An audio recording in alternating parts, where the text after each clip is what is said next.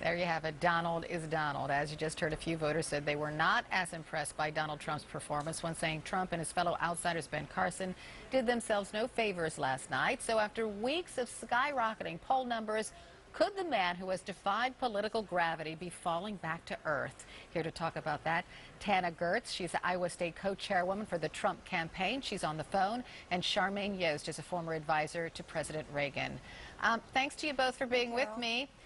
Hello. Thank you so much for being with me. So, Tana, Politico asks, is the summer of Trump over? The Daily Beast writes, Trump's debate shtick turned stale, but perhaps Chris Christie crystallized that feeling when he told both Trump and Fiorina to stop being so narcissistic. I'm as entertained as anyone by this personal back and forth about the history of Donald and Carly's career. For the 55-year-old construction worker out in that audience tonight who doesn't have a job, who can't fund his child's education, I got to tell you the truth. They could care less about your careers. They care about theirs. Okay, so Tana, is this the beginning of the end for Mr. Trump? Are you kidding, Carol? This is just the beginning for Mr. Trump. I mean, absolutely not. That is so funny. I think Chris makes me laugh when he made actually my entire debate watch party that we had just packed to support Mr. Trump. He made everybody laugh. Of course he's going to say that about Mr. Trump. I mean, because Christie is not a successful businessman like Mr. Trump, and he wants that position as the President of the United States because he'll probably make more money, unlike my boss, who's losing a lot of money, you know, working so hard to make America great again. No, absolutely not. I mean, as you probably have seen in the Drudge Report, as well as Time, 62%, 55% said Mr. Trump just overwhelmingly won that debate last night. And that's from the voters, not the two people that Randy had interviewed prior. Well, she interviewed more than that, but we only had time to show two. But I get your point. Charmaine? I mean, here in Iowa, there was like 40 people there, and so 40 people versus, you know, over, what, 1 million people voted last night saying Mr. Trump hands down won that debate. Well, Politico had an interesting story this morning, and they talked to Iowa caucus goers about the performance, especially of Mr. Trump and Carly Fiorina. And I just want to read a quote from that Politico article. She, Fiorina, caused the fifth and final bankruptcy of Donald Trump. Bankrupt of policy, ideas, and stature, he was finally shown to be the fraud con artist of 2016. Charmaine, want to take that one on? Well, I'll have to say, Carol, it was not a good night for Mr. Trump. And truly, Carly really did land blow after blow after blow on him.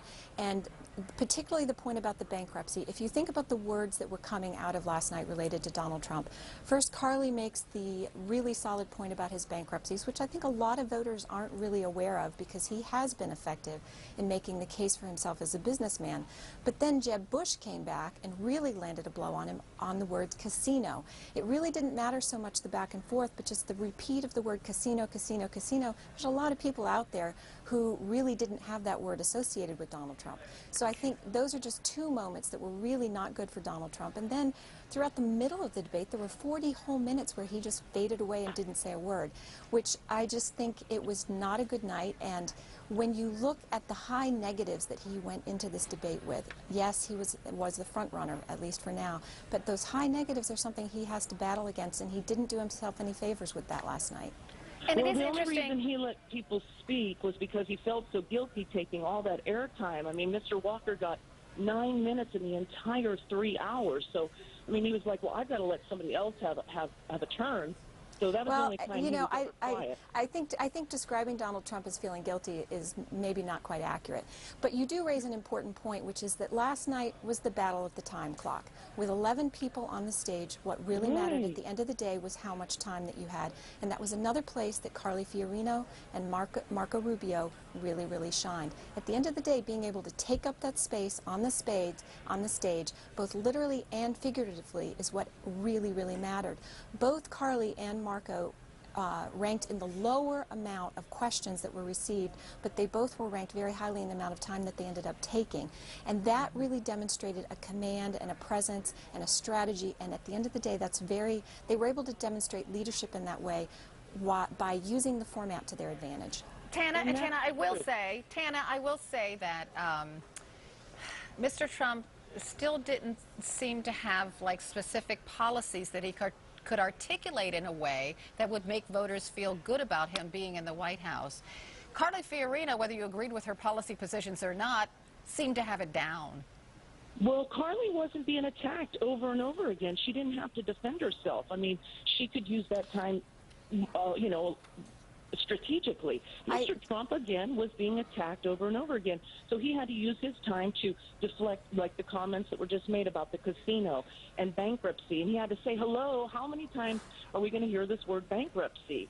Tana, I think to say that Carly was not attacked last night is, again, very inaccurate and not a reflection of what we actually saw on screen. All right. But she was really, Carol, she was really effective, you're right, in talking about policy, and one of the best moments that she had was talking about Planned Parenthood.